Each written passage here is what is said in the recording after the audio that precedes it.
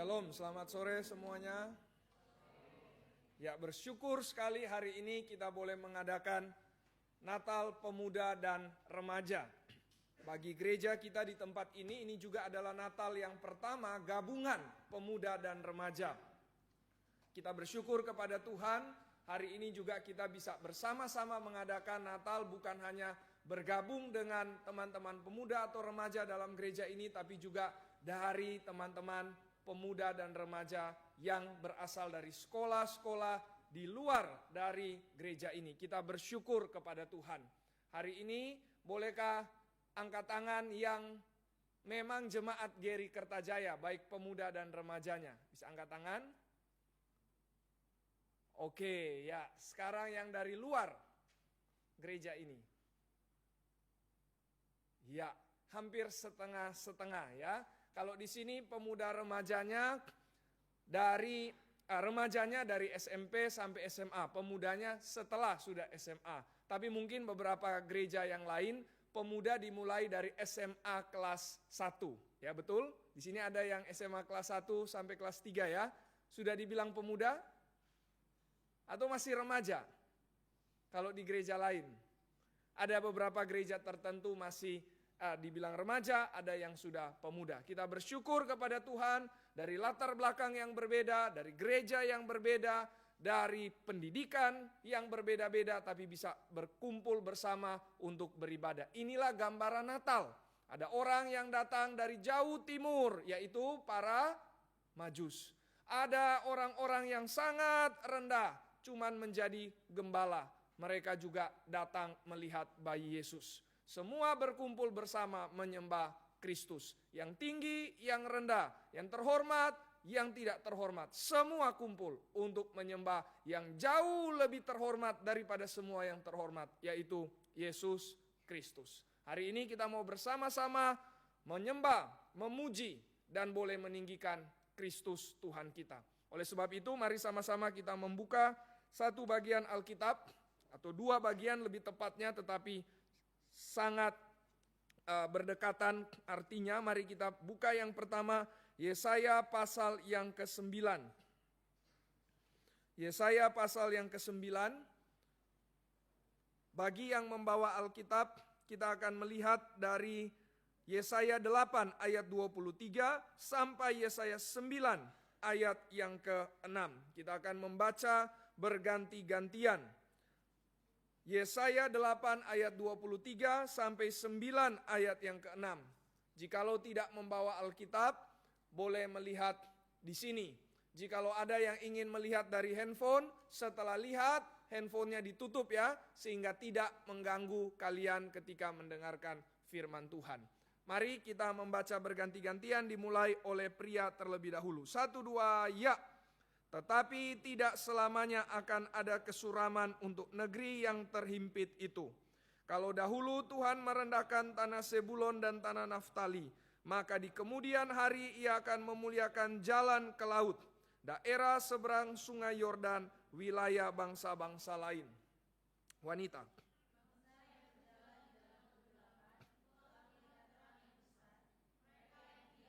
Kekelaman, atasnya terang telah bersinar.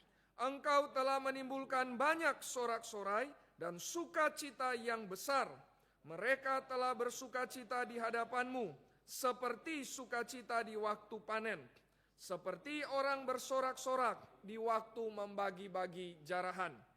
Sebab kuk yang menekannya dan gandar yang di atas bahunya, serta tongkat si penindas, telah kau patahkan seperti pada hari kekalahan Midian. Yang pria semua membaca. Sebab sepatu tentara yang berderap-derap dan setiap jubah yang berlumuran darah akan menjadi umpan api. Sebab seorang anak telah lahir untuk kita, seorang putra telah diberikan untuk kita. Lambang pemerintahan ada di atas bahunya, dan namanya disebutkan orang penasihat ajaib, Allah yang perkasa, Bapa yang kekal, Raja damai. Besar kekuasaannya dan damai sejahtera tidak akan berkesudahan di atas takhta Daud dan di dalam kerajaannya. Karena Ia mendasarkan dan mengokohkannya dengan keadilan dan kebenaran dari sekarang sampai selama-lamanya. Kecemburuan Tuhan semesta alam akan melakukan hal ini. Bagian kedua yang identik dengan bagian ini, tetapi ada di dalam perjanjian baru. Mari kita lihat bersama Matius 4 ayat yang ke-16 sampai 17. Matius 4 ayat 16 sampai 17. Saya membacakan ayat 16, lalu ayat 17 kita membaca bersama-sama.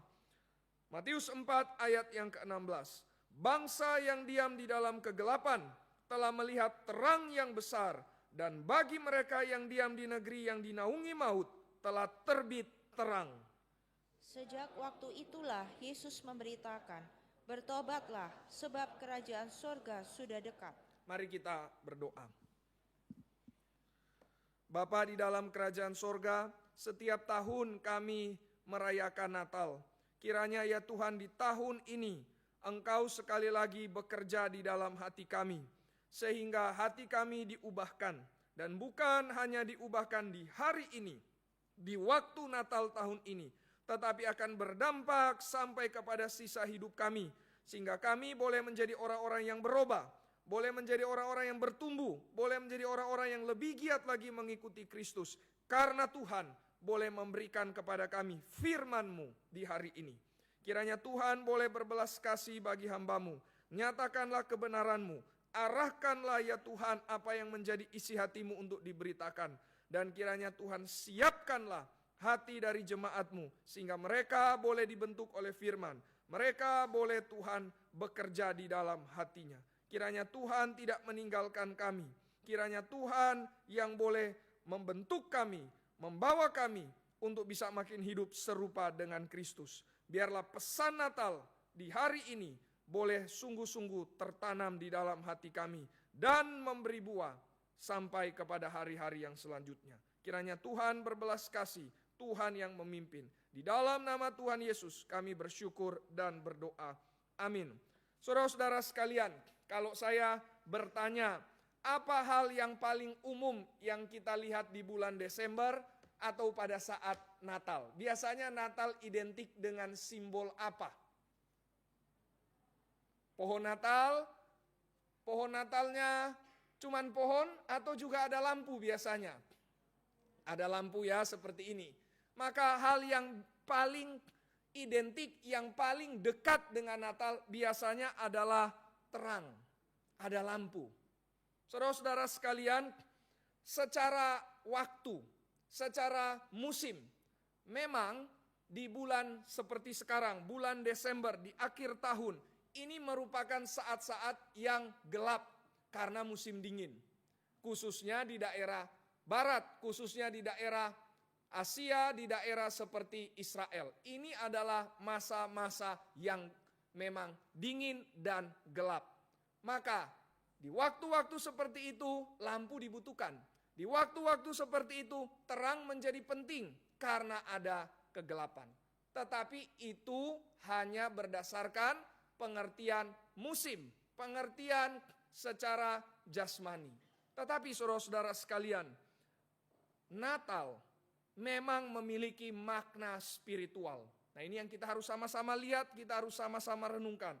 Yaitu memang Natal berkaitan dengan terang. Jadi bukan hanya secara waktu, bukan hanya karena musimnya, tetapi memang secara spiritual Natal berkaitan dengan terang. Kenapa demikian? Karena ada gelap. Bukan gelap karena cuaca, tetapi gelap karena dosa. Dunia ini gelap karena dosa. Oleh sebab itu kita butuh terang. Kalau kita lihat tadi di dalam Yesaya 8 ayat 23 dikatakan, tidak selamanya ada kesuraman. Kenapa? Karena sebelumnya di ayat 22 dikatakan, di bumi ini hanya ada kesesakan, kegelapan, dan kesuraman yang mengimpit. Inilah gambaran dunia. Keadaan dunia kita bukan keadaan dunia yang baik-baik saja. Alkitab mengatakan dunia sedang lenyap. Lenyap oleh apa? Lenyap oleh keberdosaannya. Yang bertahan siapa? Yang melakukan kehendak Allah. Maka kenapa sedang lenyap? Kenapa sedang menuju kebinasaan? Karena dosa. Sejak dari Adam dan Hawa berdosa, dunia dikuasai oleh dosa. Maka saudara-saudara sekalian, Natal adalah jawaban. Natal adalah solusi terhadap dunia yang gelap ini. Kita lihat saja keadaan dunia kita saat ini. Betapa gelap dunia kita saat ini. Perang tidak ada habis-habisnya. Rusia sama Ukraina belum selesai. Lanjut Israel sama Hamas. Israel sama Hamas belum selesai, Syria bergejolak. Belum lagi nanti negara-negara lain akan ikut juga bersama. Bahkan seorang pemimpin NATO, apa itu NATO? NATO bukan no action talk only, bukan ya. NATO itu adalah North Atlantic Treaty Organization. Pemimpin yang memimpin negara-negara barat di dalam militer. Dia berkata, kita harus punya war mindset. Wah, berarti sudah siap mau perang. Karena dunia sementara bergejolak. Ini yang terjadi di luar sana. Kalau kita coba lihat dengan lebih kecil lagi kacamatanya. Dalam kalangan remaja, apa yang terjadi? Mungkin kita dengar beberapa waktu yang lalu, ada remaja yang baru berumur 14 tahun, membunuh orang tua. Membunuh ayah, ibu, dan neneknya. Kalau tidak salah, ibunya tidak sampai meninggal. Anak baru umur 14 tahun. Itu sangat menyedihkan. Bukan cuma menyedihkan, mengerikan, menakutkan. Inilah dunia kita saat ini. Inilah duniamu. Dunia yang sebentar lagi engkau akan masuki. Inilah duniamu. Tapi bukan hanya bunuh orang lain, melainkan juga membunuh diri sendiri.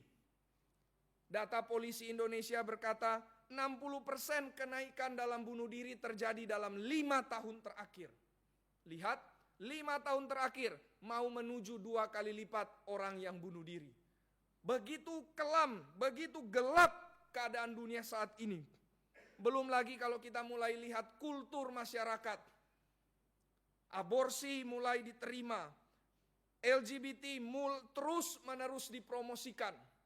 Kalau saudara misalkan suka pertandingan sepak bola, maka saudara akan lihat di dalam Liga Inggris berbagai atribut propaganda LGBT dihadirkan.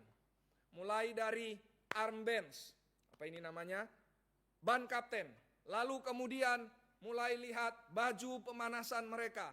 Lalu kalau lihat lagi corner flags mereka, bendera tendangan sudut, semua diisi oleh atribut-atribut LGBT. Ini yang ada. Kalau mau pimpin suatu negara yang terjadi di barat sana, yang ditanya, bukankah kamu punya kemampuan, bukan kamu punya kompetensi, bukan kamu punya skill yang bisa memimpin satu negara. Tetapi lihat, kamu dukung tidak LGBT? Kamu dukung tidak aborsi? Maka inilah dunia kita, saudara-saudara sekalian. Belum lagi kalau engkau mau tambahkan krisis-krisis yang lain. Krisis pekerjaan. Wah, betapa banyak orang muda dikatakan sulit dapat pekerjaan.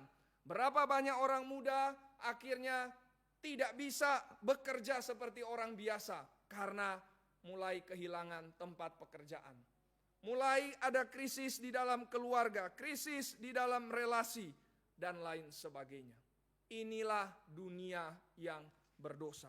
Dan saudara-saudara sekalian, dunia berarti makin kacau, dunia makin parah. Dunia tidak makin menjadi lebih baik, justru makin gelap. Engkau sekarang masih pemuda, apalagi masih remaja. Sebentar lagi engkau akan masuk ke dalam dunia yang lebih luas lagi. Di situ gelapnya makin pekat, makin tebal. Maka tidak heran kitab Yesaya mengatakan, dunia dipenuhi dengan kesesakan, kegelapan, dan kesuraman. Apa itu kesesakan? Itu seperti orang yang tidak bisa bernafas karena terlalu banyak hal yang tidak beres, terlalu banyak kejahatan yang terjadi, sesak sampai sulit nafas. Lihat, ada anak masih muda ingin bunuh orang tua, sesak. Kok bisa terjadi seperti itu? Ada terjadi kegelapan. Kegelapan itu berarti apa? Tidak tahu jalan, tidak bisa bedakan lagi mana benar, mana salah, mana baik, mana jahat. Semua jadi kabur. Ada kesuraman, seolah-olah tidak ada masa depan, tidak ada pengharapan. Intinya apa? dosa makin merajalela. Pekerjaan iblis makin meluas. Bukan makin sedikit, bukan makin melambat, tapi makin besar, makin masif. Inilah duniamu. Saudara-saudara sekalian, di dalam keadaan seperti ini, maka ada dua respon yang muncul. Yang pertama, orang-orang berusaha mencari solusi dari dalam dirinya sendiri. Mereka akan berkata, yes we can, kami bisa. Semangat dari orang-orang yang merasa mampu untuk mengubah masyarakat. Inilah semangat orang muda, bukan? Mereka akan mengatakan seperti tema kita, mengalahkan pekerjaan iblis, menghancurkan pekerjaan iblis. Siapa yang melakukan ini? Kami dong. Kami masih muda, kami punya kepintaran, kami punya kemampuan. Saudara-saudara sekalian, di dalam kitab Yesaya digambarkan juga orang Israel itu bersandar kepada kekuatan mereka sendiri. Keadaan mereka keadaan yang kacau. Khususnya saat itu terjadi masalah di dalam hal militer. Israel Selatan, ini daerah yang kecil, Yehuda, daerah yang kecil, mau diserang oleh Israel Utara dan bangsa Aram. Maka Israel Selatan ketakutan, rajanya begitu ketakutan. Maka mereka mulai mencari solusi. Apa solusinya? Mari kita tanya para peramal. Di Yesaya pasal 8 dikatakan, mereka cari peramal.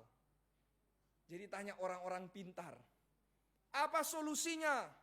Mereka coba bertanya kepada roh-roh yang sudah mati, roh-roh jahat, tanya bagaimana solusinya. Bukan cari Tuhan, bukan cari pengajaran, bukan cari firman, bukan cari nabi, cari roh-roh peramal.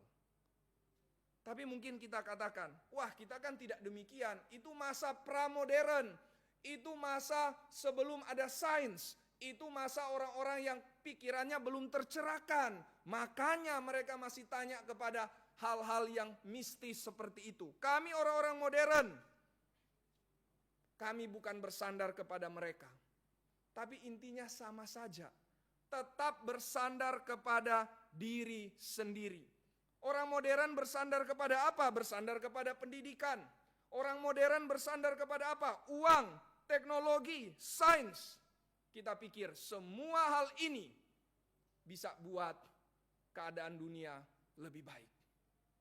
Nah maka remaja, pemuda, tentu saja kita harus kejar pendidikan yang tinggi. Bahkan kalau Tuhan berkati ada penghasilan yang banyak, itu pun juga ucapan syukur kita pakai untuk jadi berkat.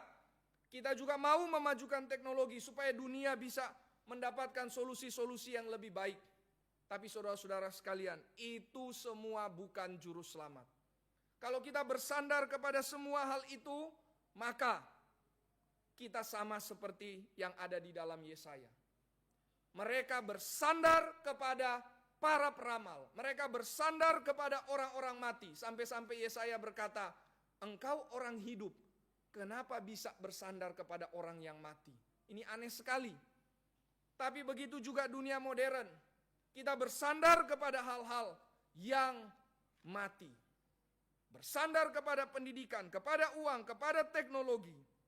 Itulah yang dikatakan ilusi optimisme. Ilusi optimisme. Optimis, sandar kepada diri. Tapi ilusi. Ilusi itu berarti nyata atau tidak sih? Tidak nyata. Optimis, wah kelihatan hebat. Tapi sebenarnya tidak nyata, tidak real. Itu namanya ilusi optimisme. Nah maka bagaimana saudara-saudara kita harus hidup? Jadi macam yang pertama orang-orang mencari solusi di dalam diri sendiri. Aku bisa menghadirkan hal-hal yang menjadi kebaikan bagi dunia ini. Aku pintar, aku punya uang, aku punya kepintaran. Bisa menghasilkan hal-hal yang baik di dalam dunia ini. Tapi itu ilusi optimisme. Itu tidak real. Itu bukan jawaban. Maka bagaimana kita harus hidup? Nanti kita akan menjawabnya. Tetapi model yang kedua, yang tadi bersandar kepada diri sendiri. Yang kedua, Dia tidak sandar kepada dirinya sendiri. Dia melihat keadaan sudah suram, keadaan sudah gelap, keadaan menyesakkan. Maka dia katakan, sudahlah, tidak ada harapan. Tidak ada harapan. Yang penting saya bisa hidup. Yang penting saya punya uang yang cukup. Yang penting saya punya keluarga. Dan saya bisa cukupi keluarga saya. Itu sudah cukup. Bicara tentang menghancurkan pekerjaan iblis, apa itu? Bicara tentang jadi berkat bagi masyarakat, apa itu? Bicara tentang ayo hadirkan perubahan bagi kotamu, bagi bangsa dan negara. Sudahlah. Dunia makin rusak, pemerintah makin kacau, negara makin tidak tahu arah. Sudahlah, saya tidak peduli itu. Yang penting saya bisa bertahan hidup. Nah, lihat ya. Hanya mau apa? Bertahan hidup. Cuman mau cari survival. Ada satu film yang sangat bagus, judulnya Shawshank Redemption. Kalau saya tidak salah, inilah film yang memberikan kalimat seperti di bawah ini. Ada satu pemerannya, kalau tidak salah yang memainkan peran itu Morgan Freeman. Maka Morgan Freeman ada dalam penjara. Satu temannya juga ketemu di penjara. Kemudian mereka berpikir bagaimana bisa keluar dari penjara. Yang lain teman-temannya mengatakan, sudahlah, kita tidak perlu keluar dari penjara. Toh di penjara ini kita senang-senang saja kan? Toh di penjara ini kita bisa makan, bisa hidup, bisa tetap melakukan kegiatan-kegiatan seperti biasa saja. Olahraga, baca buku, bisa saling bermain satu sama lain. Sudah cukup ini. Tapi Morgan Freeman mengatakan, saya tidak mau survive. I don't want to survive. What I want is, I want to live. Bukan cuma sekedar survive, bukan cuma sekedar bertahan. Saya mau hidup, kata Morgan Freeman. Maka caranya apa? Keluar dari penjara mesti. Maka cerita film itu adalah bagaimana pemeran utamanya berusaha cari cara keluar dari penjara. Nanti setelah itu dia akan ketemu juga karena Morgan Freeman juga akan bebas. Poinnya apa saudara-saudara sekalian? Poinnya adalah kita bukan cuma mau cari survival. Kita bukan cuma mau yang penting bisa hidup. Saya kuliah, saya kerja, saya belajar. Cuman yang penting saya bisa hidup. Berapa banyak pemuda hanya ingin untuk survive? Berapa banyak pemuda membiarkan dirinya di penjara oleh keadaan sehingga dia merasa hidupnya hopeless?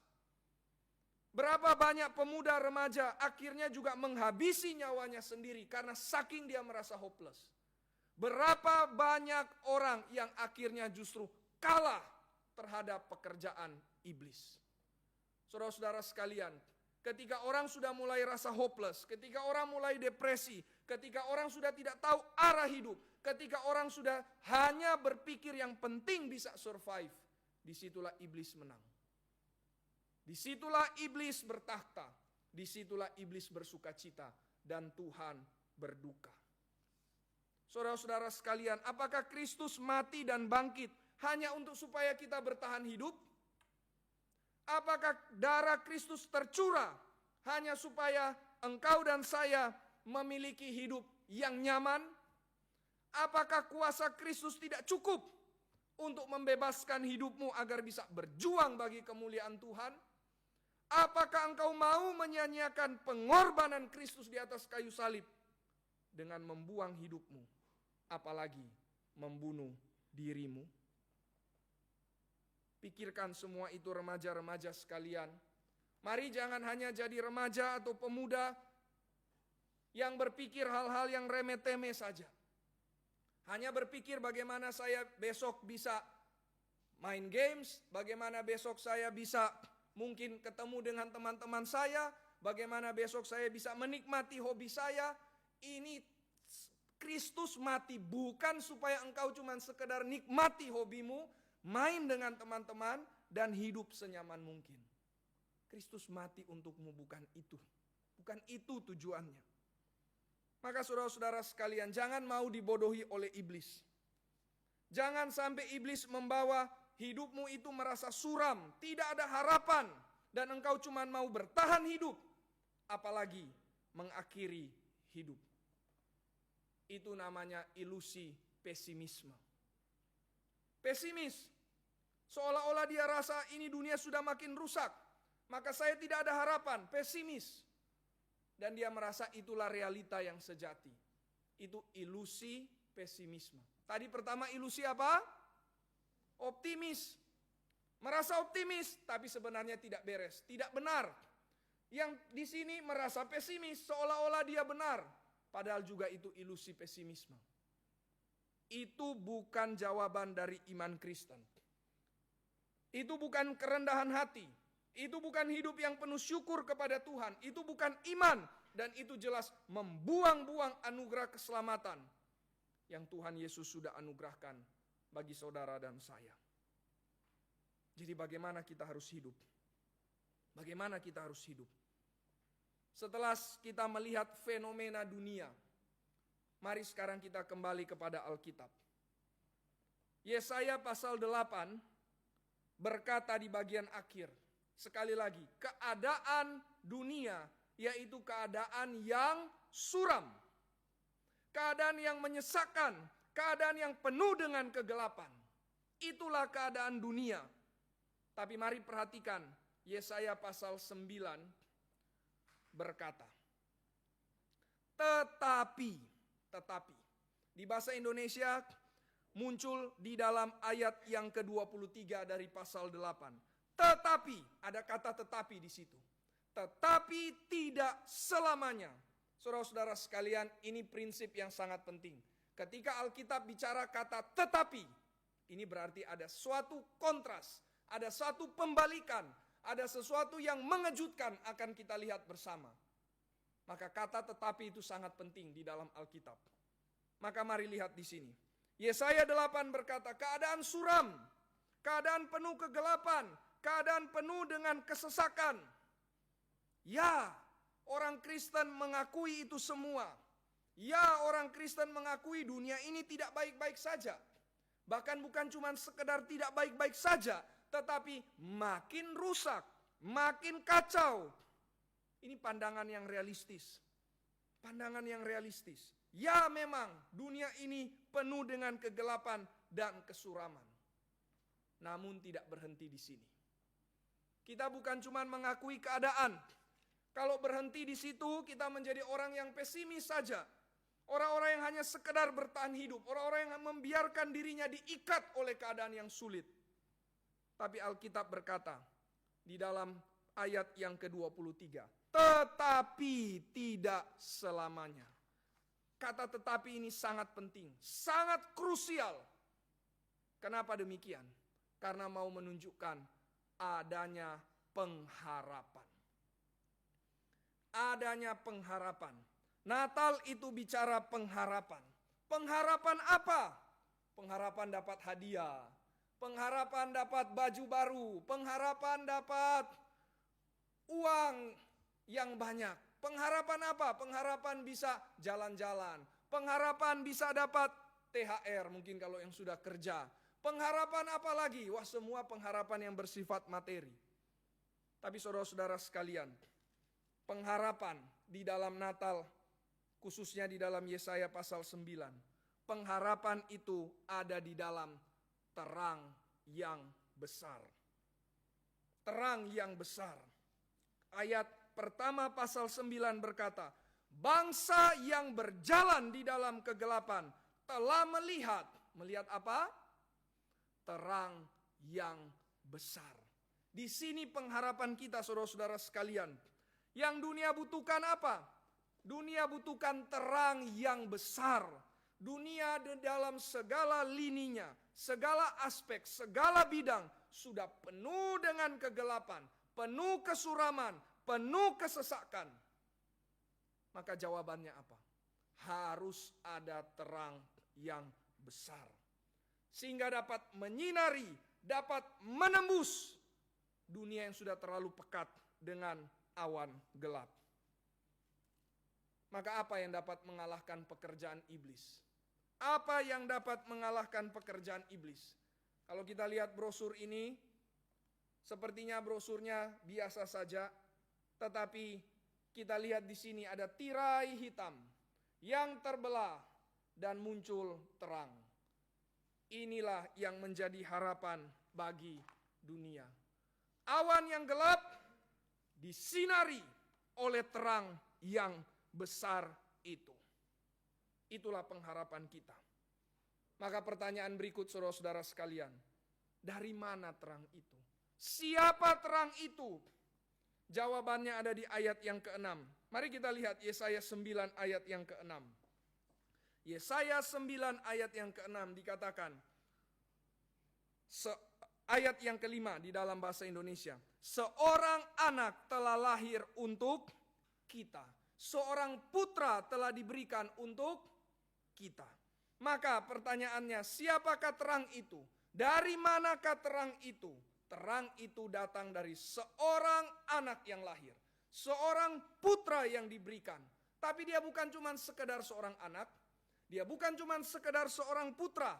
Perhatikan dikatakan, lambang pemerintahannya ada di atas bahunya. Berarti ini adalah raja. Kok bisa cuma ada seorang anak yang bisa memberikan pengharapan? Kok bisa seorang anak yang kecil, lahir di palungan pula, bisa memberikan pengharapan?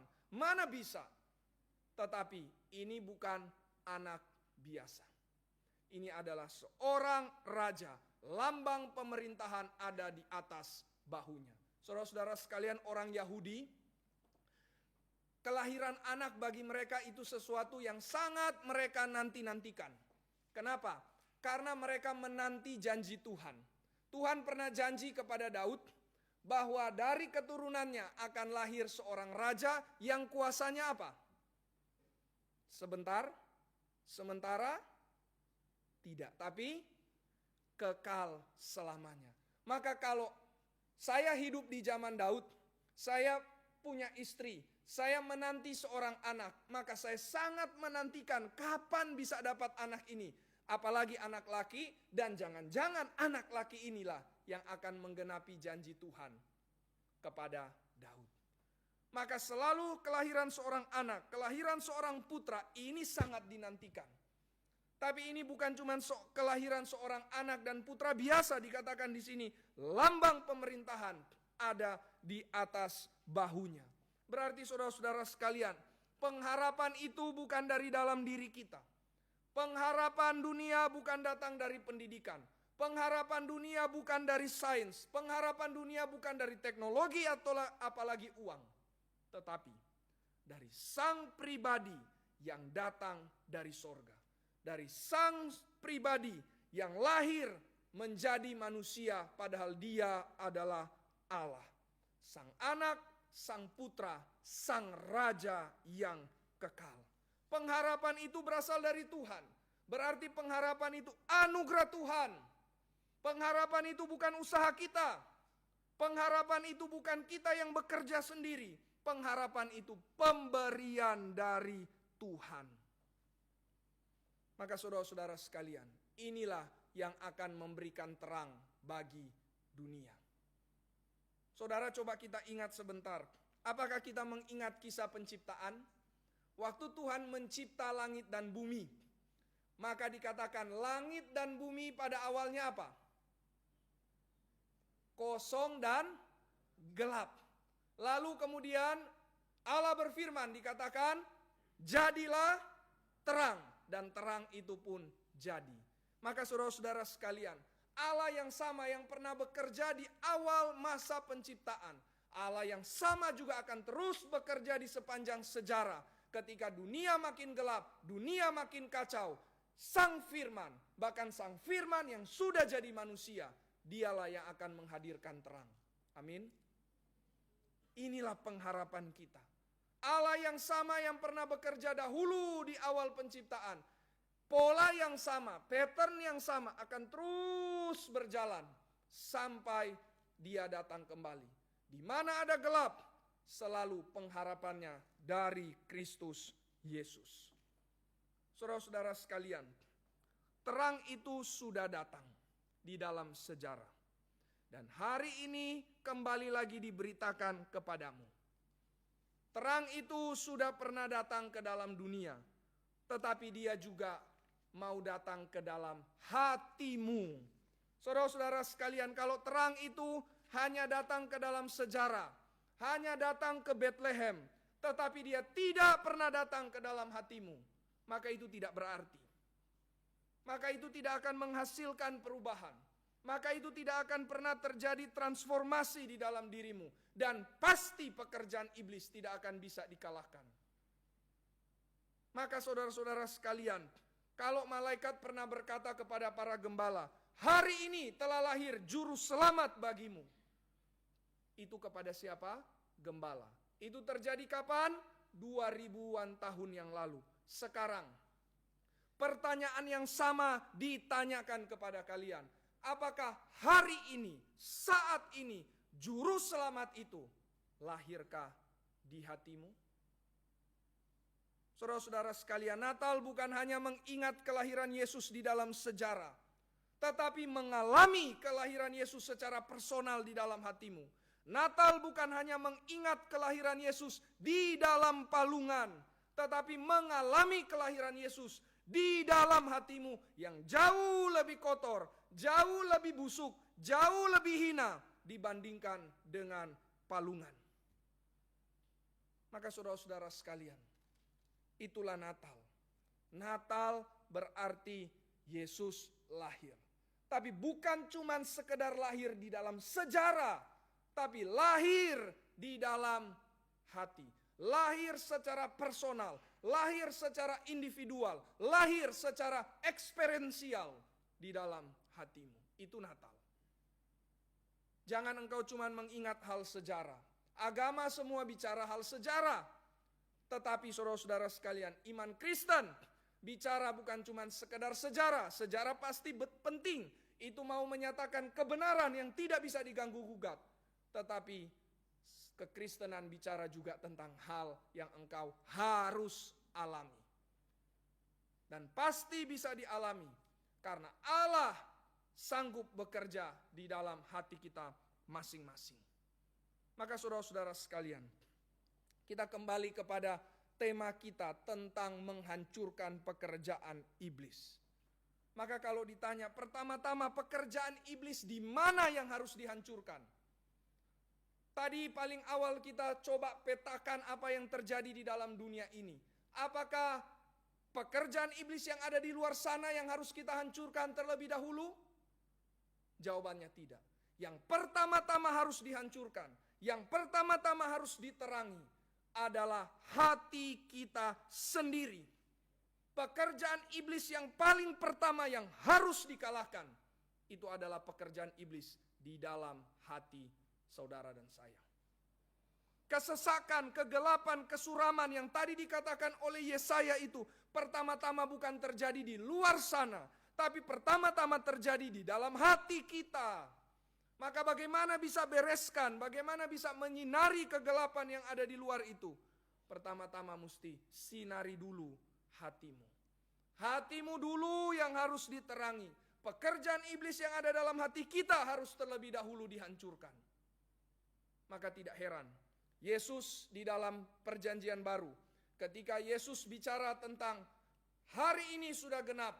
Genap apa? Genap yang tertulis di dalam Yesaya, yaitu bangsa yang berjalan di dalam kegelapan telah melihat terang yang besar. Setelah itu muncul satu kalimat dari Yesus yang tidak ada di dalam kitab Yesaya, tetapi muncul di Matius. Apa kalimatnya? Bertobatlah sebab kerajaan sorga sudah dekat. Maksudnya apa saudara-saudara sekalian? Maksud Yesus adalah kalau engkau mau diterangi hatimu, maka engkau harus bertobat. Itulah yang Yesus ingin katakan. Bagaimana pekerjaan iblis di dalam hati kita dihancurkan? Bertobat. Pertobatan itulah cara untuk pekerjaan iblis dihancurkan. Iblis paling takut orang yang bertobat. Itu iblis paling takut. Iblis paling tidak suka orang bertobat. Maka dia akan kerja dengan segala cara. Bikin orang supaya tidak mau bertobat. Tawarkan segala kenikmatan dosa supaya orang tidak bertobat. Hadirkan segala macam kenikmatan duniawi supaya orang tidak mau bertobat. Inilah yang dilakukan oleh iblis. Maka saudara-saudara sekalian, bagaimana supaya hatimu bisa diterangi? Yesus katakan, bertobatlah. Bertobatlah. Oh, bertobat bukan cuma sekali. Oh, bertobat bukan cuma dulu saya pernah bertobat, setelah itu tidak pernah lagi bertobat. Bertobat adalah terus menerus. Sehingga bertobat bukan hanya bagi orang yang sama sekali belum pernah percaya kepada Yesus, tapi juga bagi setiap kita yang sudah percaya kepada Yesus. Berita yang sama diberitakan. Bertobatlah sebab kerajaan sorga sudah dekat. Yesus tidak mengatakan bertobatlah sebab kerajaan sorga sudah dekat, lalu taruh dalam kurung di bawah. Ini khusus hanya kepada yang belum pernah bertobat. Yang sudah, abaikan saja. Tidak. Ini untuk semua kita. Semua kita harus masuk ke dalam pertobatan supaya pekerjaan iblis di dalam hatimu dikalahkan. Apa itu bertobat, saudara-saudara sekalian? Bertobat berarti tidak lagi berjalan di dalam kegelapan. Yesaya pasal 9 dikatakan, bangsa yang berjalan. Di dalam mana? Kegelapan. Sekarang telah lihat terang yang besar. Ketika lihat, putar arah. Maka dia mau cari terang tersebut. Mungkin kita pernah mengalami hal yang seperti di bawah ini. Pernah tidur, lalu kemudian ketiduran, lampu semua nyala. Tutup selimut, lampu semua nyala. Tiba-tiba setelah sekian jam mulai gelisah karena lampunya sangat terang. Mulai berasa, oh kok ini kayaknya terang di luar. Maka ada dua macam respon. Yang pertama, tetap tutup lagi dirinya dengan selimut supaya tidak kelihatan lampu itu. Atau yang kedua, dia cepat buka selimut, datang kepada sakral lampu, lalu kemudian dia langsung matikan lampunya. Poinnya apa? Poinnya adalah waktu orang berjalan di dalam kegelapan, terang itu sudah menyinari, terang itu sudah menembusi. Maka apakah engkau mau cepat putar arah, berbalik, bergegas, pergi ke tempat terang itu? Kalau iya, itulah pertobatan. Itulah pertobatan. Jangan jadi orang macam yang kedua, yang sudah tahu ada terang di situ, pengen lebih masuk lagi kepada kegelapan karena tidak mau terang itu. Itulah orang yang tidak mau bertobat. Itulah orang yang tidak akan pernah pekerjaan iblis di dalam hatinya dihancurkan. Itulah orang yang menuju kepada kebinasaan. Mari putar arah. Itulah pertobatan. Ketika ada cahaya masuk, hari ini, cahaya terang Tuhan masuk ke dalam hatimu. Hari ini, cahaya tersebut masuk lewat pemberitaan firman Tuhan. Maka apakah engkau mau cepat putar arah, bergegas, menuju kepada sang sumber terang itu? Kiranya jawabanmu adalah ya. Sehingga engkau punya pengharapan. Sehingga engkau sanggup mengalahkan pekerjaan iblis. Sehingga engkau tidak mati menuju kepada kebinasaan. Maka orang yang bertobat, saudara-saudara sekalian, itu adalah orang yang jujur. Waktu dia berbalik, dia pengen cari terang itu.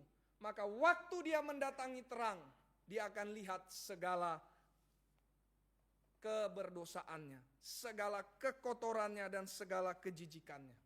Saudara, kalau misalkan ada kotoran di mata, kalau ada jerawat di muka, engkau tidak akan datang ke tempat yang gelap.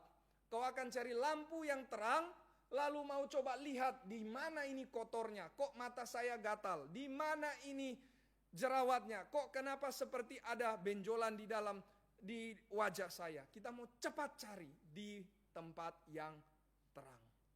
Maka orang yang bertobat itu orang yang jujur. Orang yang bertobat itu orang yang mau mengakui keberdosaannya di hadapan Tuhan.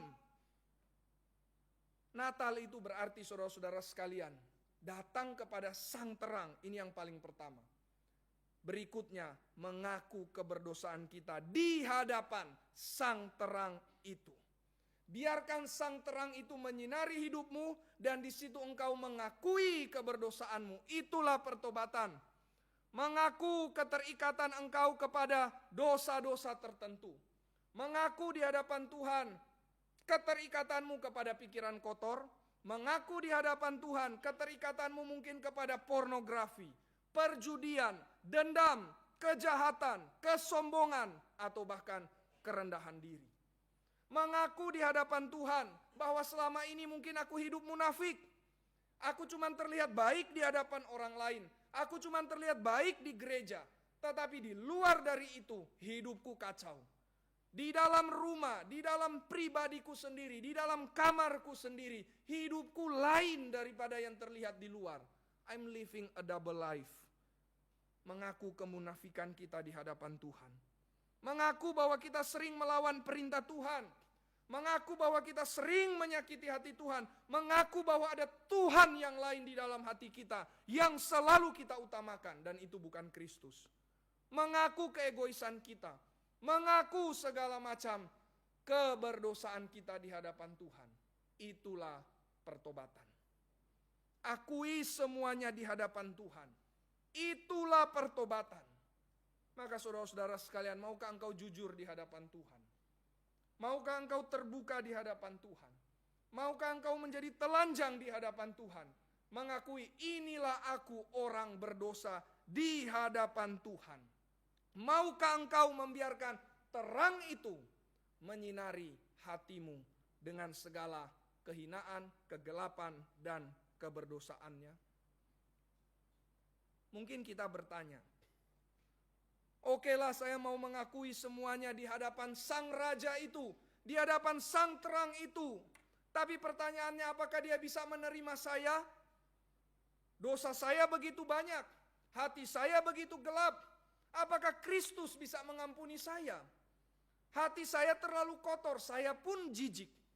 Ada orang-orang tidak bisa mengampuni dirinya sendiri. Yudas itu salah satunya. Dia tidak bisa mengampuni dirinya sendiri, karena dia pun juga tidak pernah merasa diampuni oleh Tuhan. Aku terlalu kotor, terlalu jijik, aku tidak bisa melihat keberdosaanku.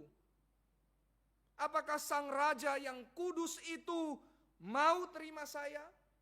Apakah sang raja yang kudus itu rela untuk menjadi jijik karena bersentuhan dengan saya? Saudara-saudara sekalian, Alkitab mengatakan, raja yang kekal itu, sekaligus dia juga adalah Bapa yang kekal. Ingat tadi, siapakah Yesus dikatakan oleh Yesaya?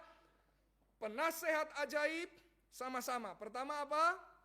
Penasehat ajaib. Lalu Allah yang perkasa, Bapa yang kekal, Raja damai. Ingat ini, 4 title, 4 jabatan, 4 nama yang diberikan kepada Yesus. Apakah sang Raja yang kudus, yang kekal itu mau terima saya? Bukankah kalau dia kudus, bukankah kalau dia kekal, maka dia akan mengadili saya karena dia Raja yang adil?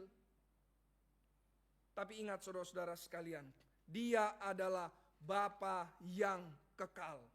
Apa maksudnya? Sebagai Bapa dia akan terima, sebagai Bapa dia akan mengampuni, sebagai Bapa dia akan memeluk, bahkan membersihkan dan membalut luka-lukamu yang kotor dan jijik itu. Itulah Bapa. Saudara ingat kisah anak bungsu yang hilang?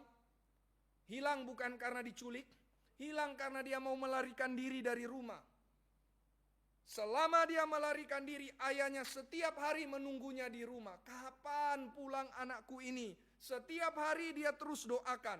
Maka satu waktu ketika anaknya pulang, sang ayah langsung berlari menjemput anaknya. Di zaman saat itu seorang ayah yang terhormat, yang gagah, yang punya kedudukan tidak mungkin lari. Karena itu melanggar kehormatan. Tapi ayah ini lari untuk dia jemput anaknya.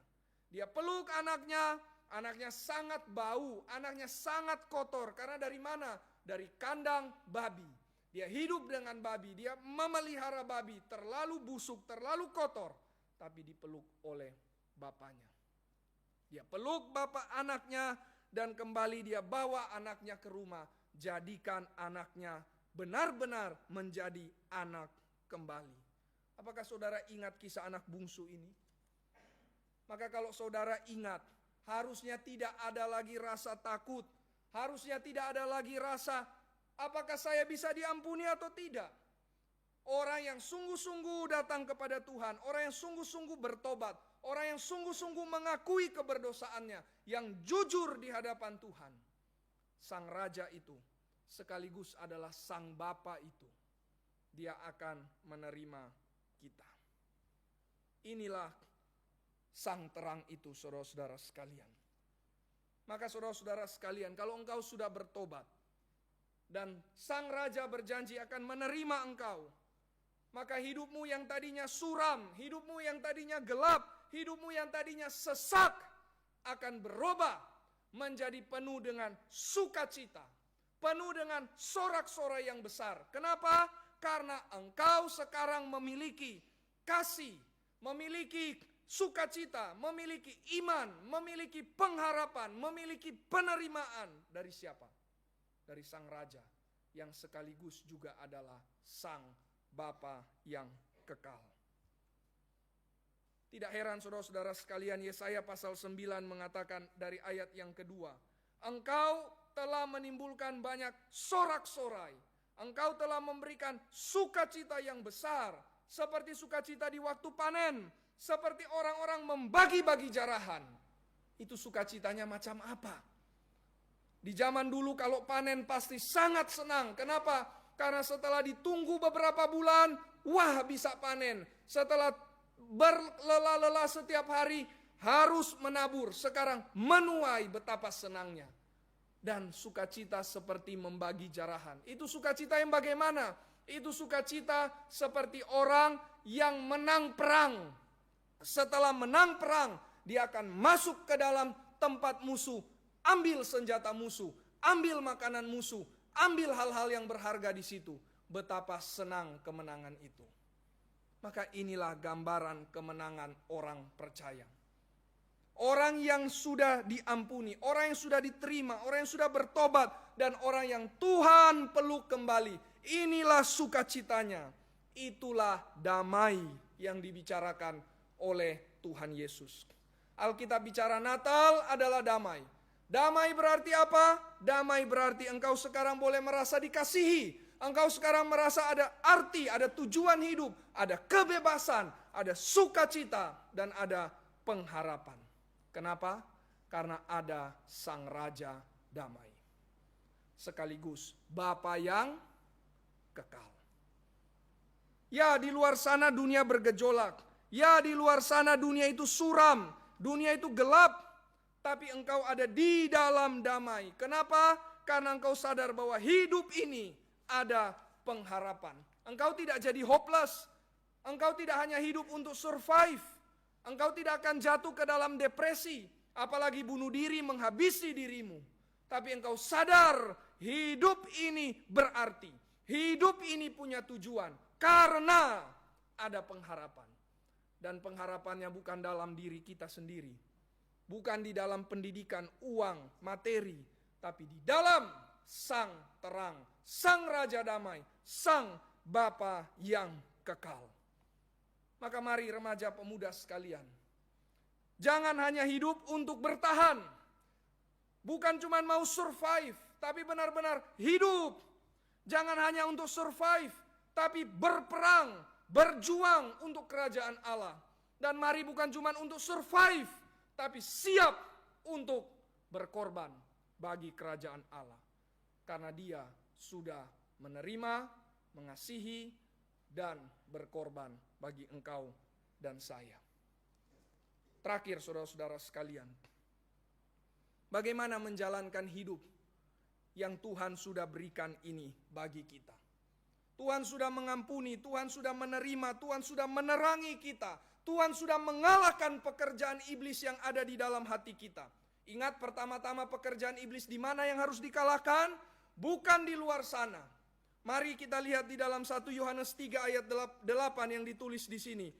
Pekerjaan iblis yang harus dikalahkan adalah setiap orang yang mau masih berbuat dosa. Setiap orang yang masih mau berbuat dosa akan dikalahkan oleh pekerjaan Allah, oleh terang Kristus, sehingga dia berhenti, sehingga dia jadi tidak mau, sehingga dia jadi tidak ingin, sehingga dia tidak jadi cinta lagi untuk hidup di dalam dosa. Untuk itulah anak Allah lahir ke dalam dunia.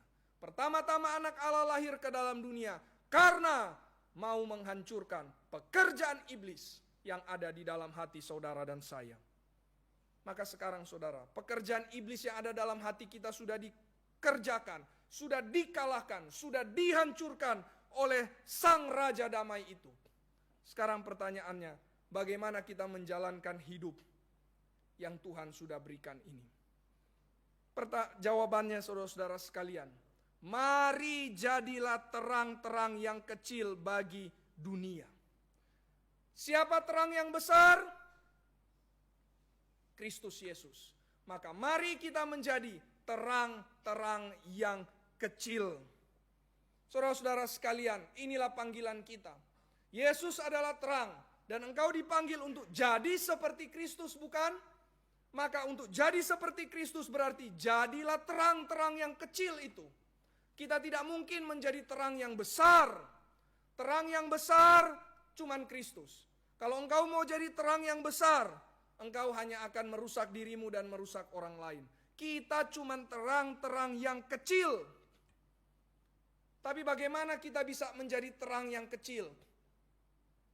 Mari terus melekat kepada terang yang besar. Bulan, bagaimana bisa ada cahaya dari dia? Bukan dari dirinya sendiri, tapi dari matahari. Bulan cuman reflektor. Kita pun juga hanya reflektor dari sang terang yang besar.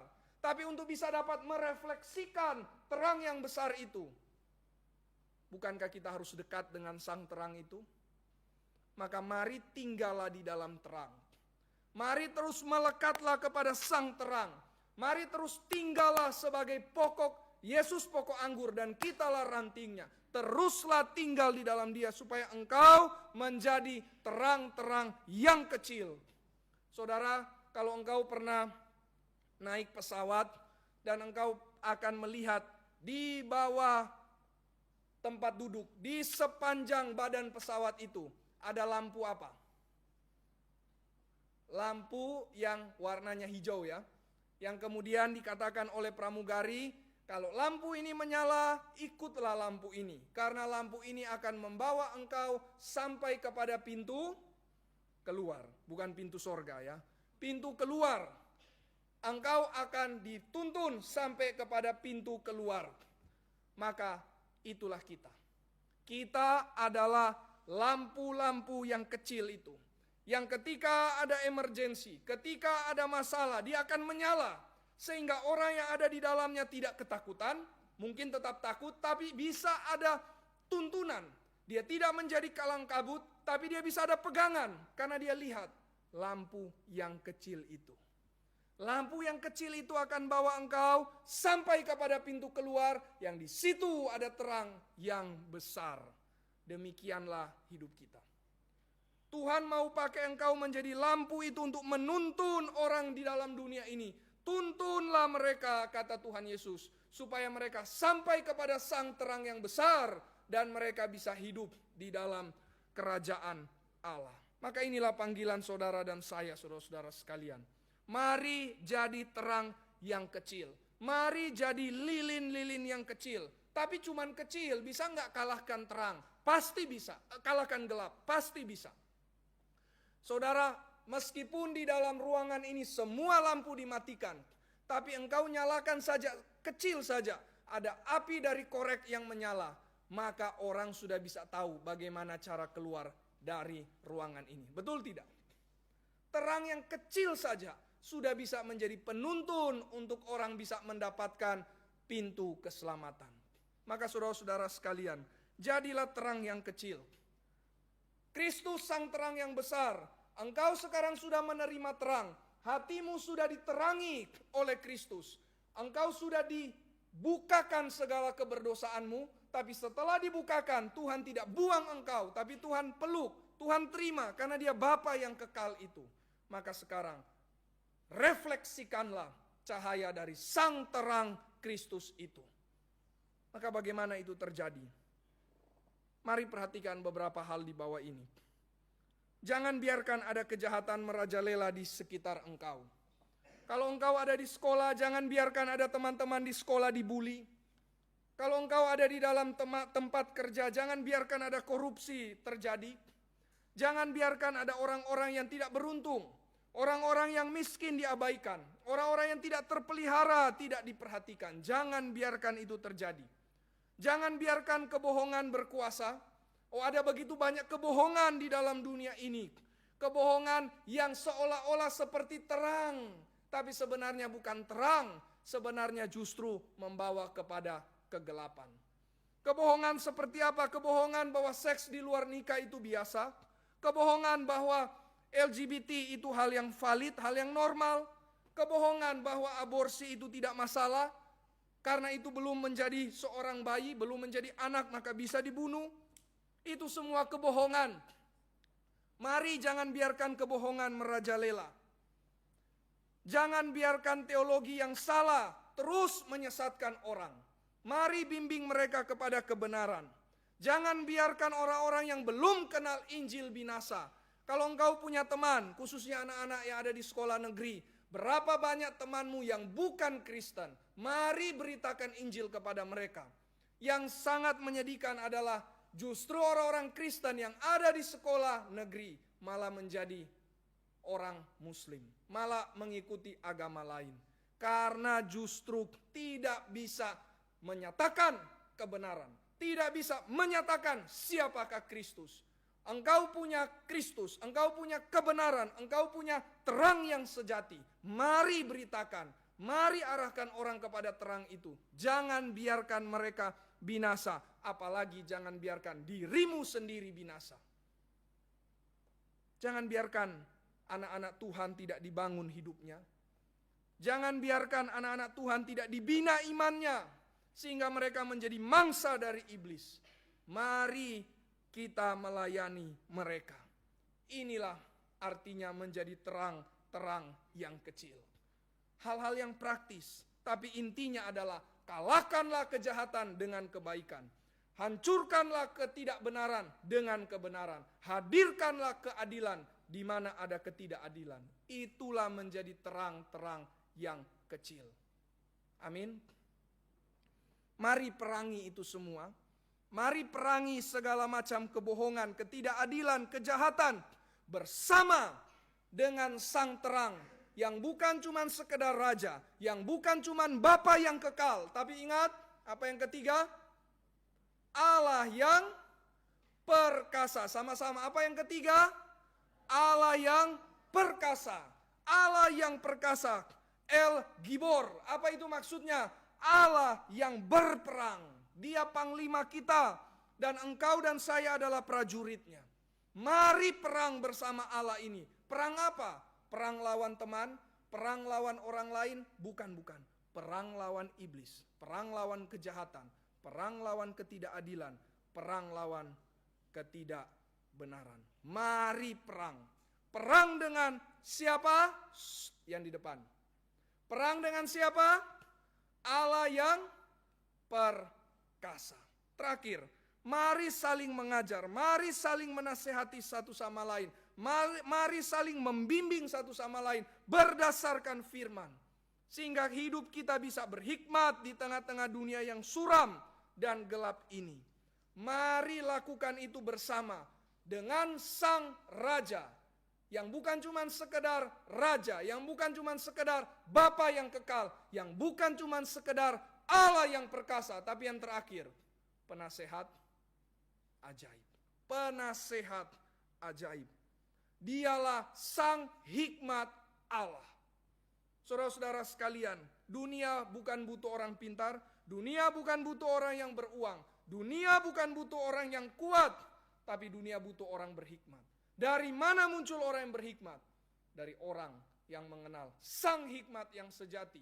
Wonderful Counselor, penasehat ajaib, yaitu Yesus Kristus.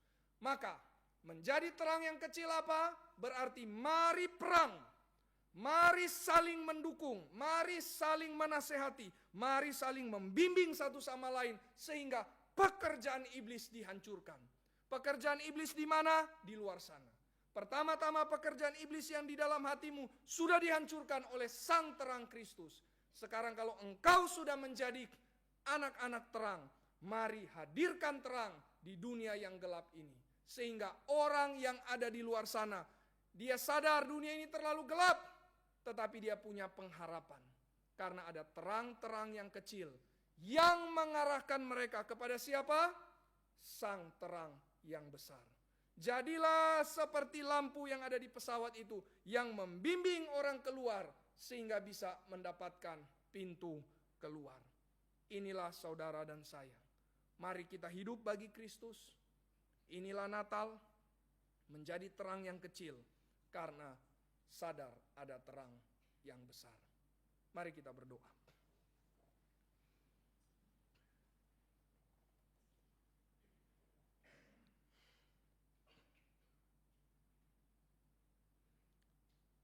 Bapa di dalam kerajaan sorga, kiranya Tuhan Engkau boleh bekerja di hati dari anak-anak-Mu yang sudah hadir saat ini. Kiranya Allah Roh Kudus memanggil orang-orang yang Tuhan sudah pilih, orang-orang yang Tuhan sudah tentukan sebelum dunia dijadikan untuk menjadi anak-anak terang, untuk menjadi orang-orang yang menjadi pengarah, penuntun bagi dunia yang gelap ini. Kiranya ya Tuhan, Engkau bekerja di dalam hati mereka, dan kiranya Allah Roh Kudus boleh menggerakkan hati mereka untuk mengambil komitmen di hadapan Tuhan. Saudara-saudara sekalian, di hari Natal ini, izinkan saya sebagai hamba Tuhan untuk membawa saudara-saudara sekalian berkomitmen di hadapan Tuhan. Siapakah di antara kalian yang mau berkata di dalam hatinya, yang merasa digerakkan oleh Tuhan sendiri, oleh Allah Roh Kudus bekerja di dalam hatimu, yang sadar, Tuhan, aku mau ambil komitmen yang baru. Di hari Natal ini, aku mau ya Tuhan, untuk bertobat. Aku mau untuk mengarahkan hidupku kembali kepada Sang Terang. Aku mau jujur, aku mau terbuka, aku mau nyatakan kelemahanku di hadapan Tuhan. Aku mau nyatakan bukan cuma sekedar kelemahan, tapi keberdosaanku di hadapan Tuhan. Tolong Tuhan, sucikan kembali hatiku, terangi hatiku, karena aku pun tidak bisa melihat kebobrokan hatiku. Terangilah ya Tuhan hatiku, sehingga aku bisa melihat apa yang salah berdasarkan firman-Mu, dan aku mau berubah. Siapa yang mau berkata, Tuhan, aku mau ya Bapa, untuk Engkau ubahkan, untuk Engkau pertobatkan. Yang mau berkata demikian di dalam hatinya, kiranya Tuhan menggerakkan hatimu. Kalau ada, apakah ada yang mau angkat tangan di hadapan Tuhan, berkomitmen, di sini aku ya Tuhan, aku mau kembali lagi bertobat. Mungkin ada yang pertama kali, mungkin ada yang sudah beberapa kali, sekali lagi mau serahkan hidup, bertobat di hadapan Tuhan, angkat tanganmu. Jikalau ada, apakah boleh diangkat tangannya? Puji Tuhan, yang sungguh-sungguh yang Tuhan gerakkan. Sekali lagi, jikalau masih ada, izinkan saya menjemput engkau untuk mengangkat tanganmu di hadapan Tuhan. Apakah ada? Puji Tuhan. Tidak perlu ragu-ragu, tidak perlu malu. Tapi kalau Tuhan sudah gerakkan, angkat tanganmu. Puji nama Tuhan. Sekarang turunkan tanganmu. Yang kedua, siapakah di sini yang mau berkata, Tuhan, di sini aku mau menjadi terang-terang yang kecil. Aku mau menjadi orang-orang yang mengarahkan mereka kepada Sang Terang yang besar. Mereka ada dalam kegelapan, mereka ada dalam kesuraman, mereka tidak tahu benar dan salah. Mereka tersesak ya Tuhan, seperti orang yang tidak bisa bernafas oleh karena dosa mereka. Tuhan, aku mau menjadi pengarah bagi mereka, untuk mereka boleh melihat dirimu, Sang Terang yang besar. Siapa di sini yang mau berkata, Tuhan, aku mau menjadi terang-terang yang kecil? Angkat tanganmu. Jikalau ada, kiranya Tuhan menggerakkan hatimu, angkatlah tanganmu di hadapan Tuhan. Karena hari ini, sekali lagi, Tuhan mau menaikkan, menggerakkan, membangunkan iman kita, sehingga menjadi orang-orang yang Tuhan pakai untuk pekerjaannya. Jikalau ada, angkat tanganmu. Sekali lagi, yang mau dipakai Tuhan jadi terang, terang-terang yang kecil, untuk membawa dunia kepada terang yang besar, angkat tanganmu. Puji Tuhan. Kiranya Tuhan memakai engkau. Kiranya Tuhan menyertai engkau. Turunkan tanganmu. Ya Tuhan, disinilah kami. Kiranya Tuhan mau memakai hidup kami. Kiranya Tuhan mau membawa kami untuk perang melawan kejahatan. Perang melawan segala ketidakbenaran. Dan pakailah kami ya Tuhan untuk mau mendidik, memuridkan, menasehati, mengarahkan orang kepada hikmat Allah. Kiranya Tuhan memberkati engkau. Mari sekalian yang sudah mengambil keputusan, kita boleh berdiri di hadapan Tuhan. Semua juga yang lain sama-sama kita berdiri dan mari kita menyanyikan salibnya, salibnya. Mari kita mengingat salib Kristus di masa Natal ini, karena itulah yang menjadi terang bagi saudara dan saya. Refnya saja, salibnya, salibnya. Salibnya, salibnya, selamanya mulia. Dosaku dihapuskan oleh darah Yesus. Tuhan, disinilah kami anak-anak-Mu. Tuhan yang mengenal kami satu persatu. Kami bahkan tidak mengenal diri kami sebagaimana Tuhan mengenal diri kami. Bentuklah kami ya Tuhan, ubahkanlah kami, nyatakanlah dosa kami, murnikanlah kami, bersihkanlah kami sekali lagi, sehingga kami boleh menjadi perabot-perabot yang mulia untuk kemuliaan nama Tuhan, untuk mengarahkan orang kepada terang yang sejati. Jadikan kami lampu-lampu yang terang, sehingga orang lain bisa dituntun kepada sang terang yang sejati. Terima kasih ya Tuhan untuk hari ini. Terima kasih ya Tuhan Engkau beracara hari ini. Terima kasih ya Tuhan Engkau yang menggerakkan hati jemaat-Mu. Bukan manusia, tapi kuasa Allah. Kami bersyukur, kami melihat kuasa Tuhan bekerja. Kiranya Tuhan memberkati, Tuhan memberikan pertumbuhan, Tuhan menghasilkan buah dari orang-orang yang sudah berespon di hadapan Engkau.